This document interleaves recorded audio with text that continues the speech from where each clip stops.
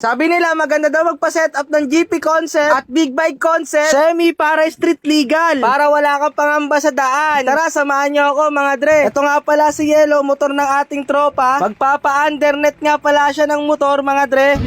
Undernet oy.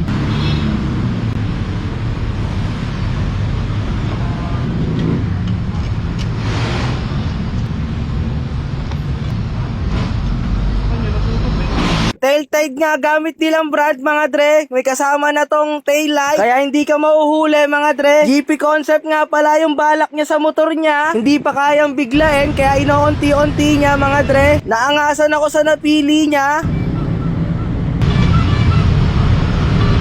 Ito mga idol, available na sa WJP. Pang setup na mga street GP nyo. Kailangan mga naka-single shifter kayo, available na po rito sa atin. Pag umorder kayo, kahit anong kulay gusto nyo, pre-paint na po yun. Libre pintura na yun kung ano gusto yung kulay, ano yung design. Kumbaga itutugma mo yung kulay. Tutugma natin pa kung nyo. Plug and play na rin po ito. Ngayon, tatry natin. Ito. Ito po, based po sa motor nyo to, kung anong kulay gusto nyo.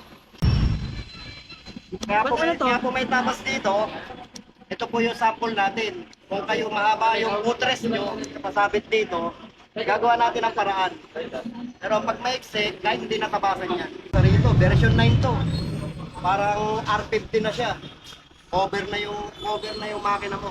Pakita natin yung version 7.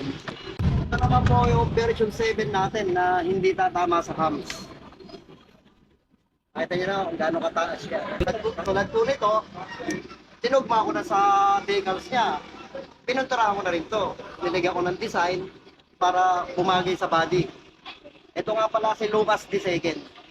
Lalaban natin bukas. Abangan nyo po. Kita-kits tayo sa May 4 sa Marikina Riverbanks. May show doon, VIP. Marami kayong makikitang mga nakasetup na motor doon mga dre. Babalik na tayo sa pag-undernet mga dre. Nagwa-wiring na nga siya para sa taillight. Alam naman natin napakaselan sa wiring. Konting pagkakamali lang. Sa wakas tapos na mga dre. Ito na ang resulta. Ayos, nagkaroon ng tindig. Masaya na naman yung tropa ko neto. Ito nga pala yung example nila ng big bike concept semi street legal. Naghahanda na nga sila para sa May 4.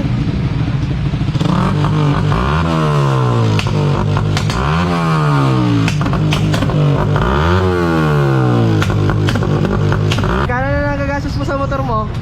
35k. Handa ka talagang gumastos basta mapapogi mo lang yung motor mo. Lahat ng adjustments, lahat ng upgrades. Mapapasana all ka na nga lang talaga.